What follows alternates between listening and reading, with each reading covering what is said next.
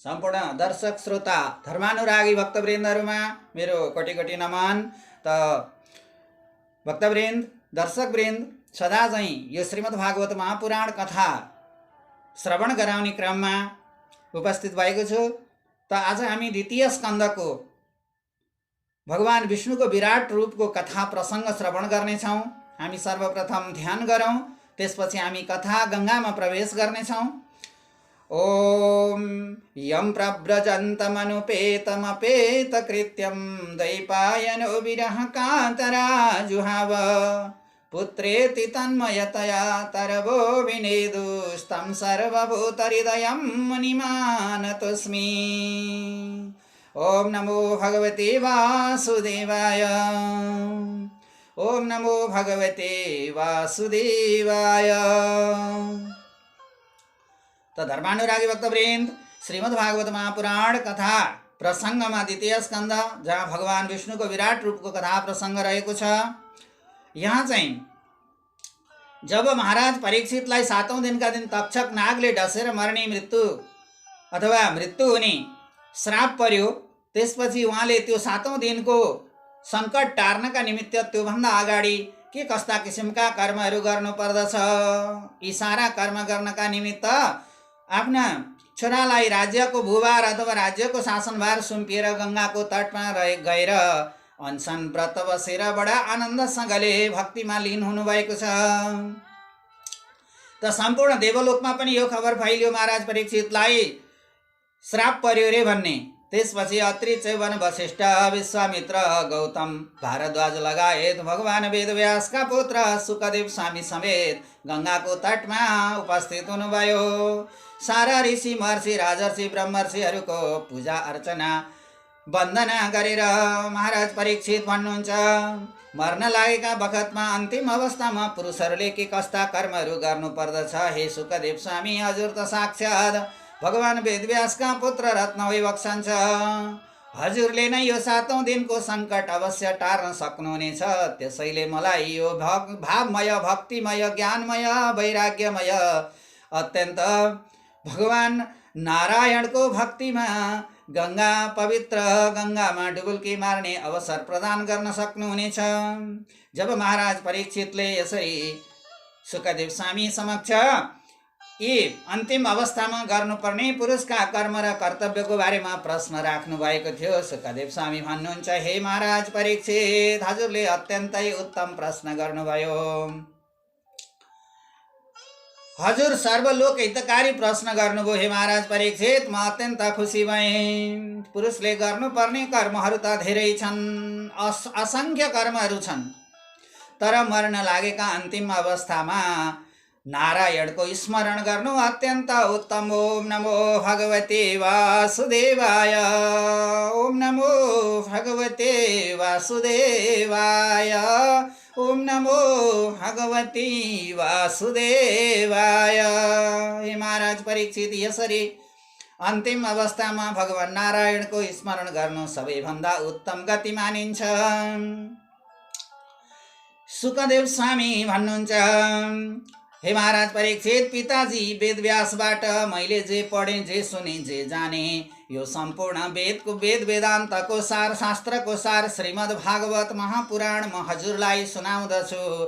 यसले नै 7औं दिनको संकट पनि टार्नेछ, अन्तिममा पुरुषको कर्तव्य पनि पूरा हुनेछ। त सर्वप्रथम संसारमा पहिले यो ब्रह्माण्ड भगवानको रूप हो। यही रूपमा, यही ब्रह्माण्ड रूपमा कृत कीर्तन स्मरण, भगवानको जप ध्यान आदि पूजा उपासना सारा गर्नाले अवश्य पनि मुक्ति मिल्दछ। महाराज परीक्षित,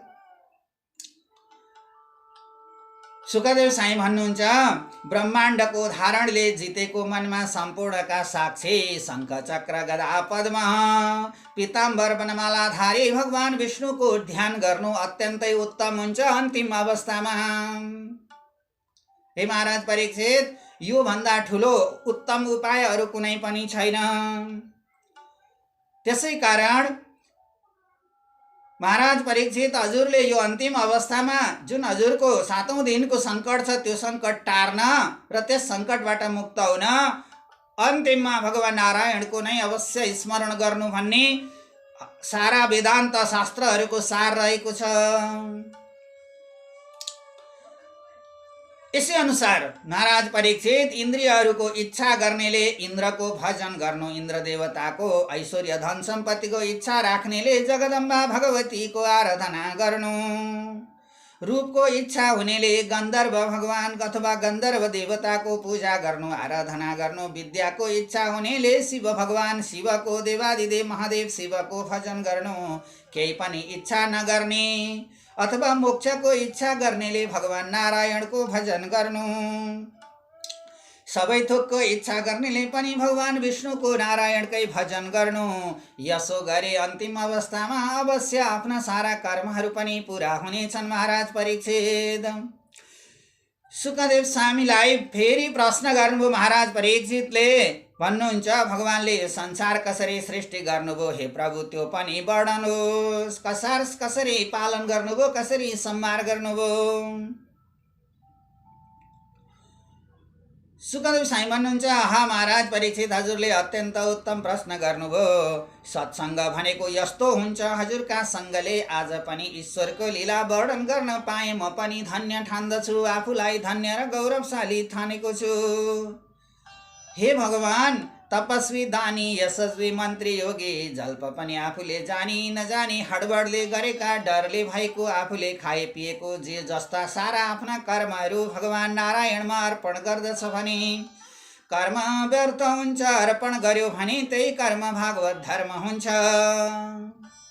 नारायणमा समर्पण गरेन भने चाहिँ व्यर्थ जान्छ आफ्ना सारा कर्महरू। आफूले गरेका भोगेका देखेका सारा कर्महरू अन्तिममा श्रीकृष्ण अर्पणमस्तु गर्यो भने त्यही फलदायी बन्दछ। त्यसैलाई भागवत धर्म भनिन्छ। यस्ता हजुरले मेरो यस्ता भगवान हुनुहुन्छ, जो त्यस्ता भगवानलाई मेरो कोटि कोटि दण्डवत भन्दै सुखदेव स्वामी महाराज परीक्षितलाई आज्ञा गर्नुहुन्छ। भगवानको सृष्टि आदि चेष्टाको कल्पना ब्रह्माले नारदजीलाई अघि आज्ञा गर्नुभएको थियो। यही ब्रह्माजीले नारदजीलाई आज्ञा गर्नुभएको, श्रवण गराउनु भएको सृष्टिको कर्म आदि वर्णन म हजुरलाई श्रवण गराउँदछु। त ब्रह्माजीले नारदजीलाई सुनाउनु भएको थियो। अति उत्तम प्रश्न गर्यौ नारद, म हरि कथाको लीला वर्णन गर्छु भनेर ब्रह्माजीले सारा वृत्तान्त नारदजीलाई सुनाउनु भएको थियो। नारदजीबाट तिनै ब्रह्मा र नारदको संवादलाई सुखदेव स्वामी महाराज परीक्षितलाई श्रवण गराउँदै हुनुहुन्छ। ईश्वरदेखि अर्को पदार्थ संसारमा केही पनि छैन महाराज परीक्षित। वेद नारायण नै हुन्, देवता नारायण नै हुन्, स्वर्गादि लोक सबै नारायण हुन्। उनै नारायणदेखि जन्मेको म सृष्टिको काम गर्दछु। हे ब्रह्माजी भन्नुहुन्छ, हे नारद, यिनै नारायणदेखि म प्रकट भएँ र सृष्टि आदिको काम म गर्दैछु भनेर ब्रह्माजीले नारदजीलाई सुनाउनु भएको कथा प्रसङ्ग सुखदेव स्वामी महाराज परीक्षितलाई श्रवण गराउँदै हुनुहुन्छ। आफू भएको देख्ने कोही हुँदा धेरै हुनको इच्छा गर्नुभयो ब्रह्माजीले। मायाद्वारा महतत्व पृथ्वी जल तेज वायु आकाशी पञ्चमहाभूतात्मक ब्रह्माण्ड ब्रह्माजीद्वारा उत्पन्न भए। त्यसमा भगवान प्रवेश हुनुभयो। उनैका नाभि कमलबाट म पैदा भएँ, त्यसैलाई ब्रह्म भनिन्छ। मैले ब्रह्म भन्ने नाम पाएँ। ब्रह्माण्डबाट ब्रह्म, त्यही ब्रह्मलाई आज मैले ब्रह्माजी भन्ने नाम पाएको छु, जो भगवान विष्णुको नाभि कमलमा उत्पन्न भएको म। त्यसैले हे नारद, त्यही वृत्तान्त, त्यही भगवान नारायणद्वारा सृष्टि आदिको कर्म भएको वृत्तान्त श्रवण गराउँदैछु। नारदले सोध्नुभयो, हे ब्रह्मदेव, हे ब्रह्म, हे पिताजी, विराट रूपी भगवानको मुख अग्निको उत्पत्ति स्थान हो। गायत्री आदि 7 छन्द भगवानका 7 धातु हुन्। देवता पितृ मनुष्यहरूको अन्न र सम्पूर्ण रसको उत्पत्ति स्थान भगवानको जिब्रो हो। सम्पूर्ण वायुको उत्पत्ति स्थान भगवानको नाक हो। तेजको उत्पत्ति स्थान भगवानको आँखा हुन्। स्थावर जङ्गम सबै उनै परमेश्वर हुन्। जति जीव जन्तु प्राणी वनस्पति छन् ती पनि तिनै नारायण हुन्। त्यति बेला यज्ञ गर्ने कुनै सामग्री पाइएन। त्यसैले उनी नारायणका अवयव सङ्कलन गरेर यज्ञ सम्पन्न गरियो।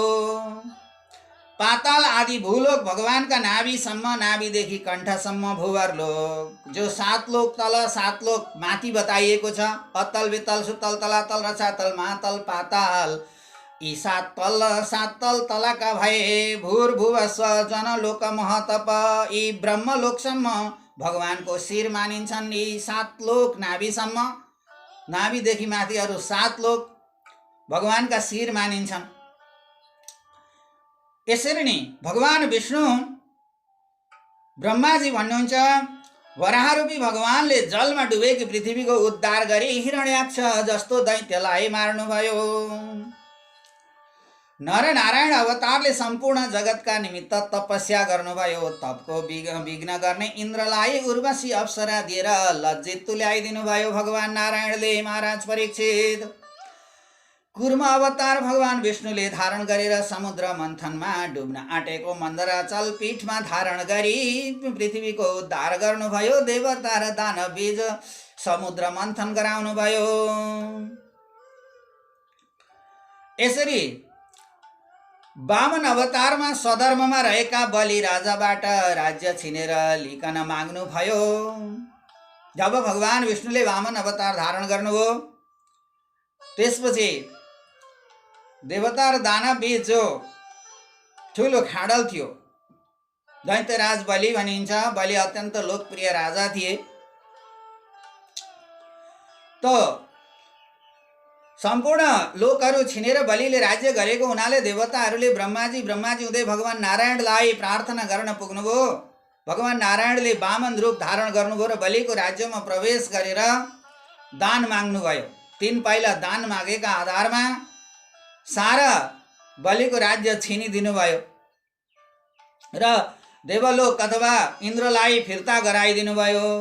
राम अवतार धारण गरेर रावण आदिलाई मारेर पृथ्वीको भूभार हरण गराउनु भयो। अब पछि भगवान श्रीकृष्ण अवतार अनन्त फौज सहित कंस, जरासन्ध, दुर्योधन आदि दुष्टहरूलाई मारेर पृथ्वीको भार हरण गरी पाण्डवहरूको यश कीर्ति र राज्य फैलाएर पृथ्वीको दुःख शान्त गर्नुहुनेछ। हे महाराज परीक्षित भनेर सुखदेव स्वामी महाराज परीक्षितलाई आज्ञा गर्नुहुन्छ। यस्तै अनेकौं अवतार छन् भगवान नारायणका। 1008 जिब्रो भएका शेष नागले त भगवान नारायणको वर्णन गर्न सक्दैनन्, तैपनि म यथाशक्ति जति वर्णन गर्न सक्दछु हजुरलाई श्रवण गराउँदछु। यो संक्षेपले बताइएको संक्षिप्त तिमीले भक्तिको रसलाई बढाई विस्तारपूर्वक वर्णन गरेर फैलाउने काम गर। यस्तो जब ब्रह्माजीले नारदजीलाई श्रवण गराउनु भएको थियो, यसरी नारदजीद्वारा भगवान वेदव्यासलाई, भगवान वेदव्यासद्वारा सुखदेव स्वामीलाई, सुखदेव स्वामी आज महाराज परीक्षितलाई तिनै कथा विस्तार गर्दै हुनुहुन्छ, वर्णन गर्दै हुनुहुन्छ। त महाराज परीक्षित प्रश्न गर्नुहुन्छ, हे भगवान, नारदले सो ईश्वरको अवतार लीला कसलाई सुनाए? देवर्षि नारदले कसलाई सुनाउनु भयो? फेरि केहीको सम्बन्ध नभएको ईश्वरको र सम्बन्धवाला शरीरको परस्पर सम्बन्ध पनि कसरी रहन्छ, अथवा आत्मा र शरीर बीचको सम्बन्ध कसरी रहन्छ, यो पनि वर्णन होस् प्रभु।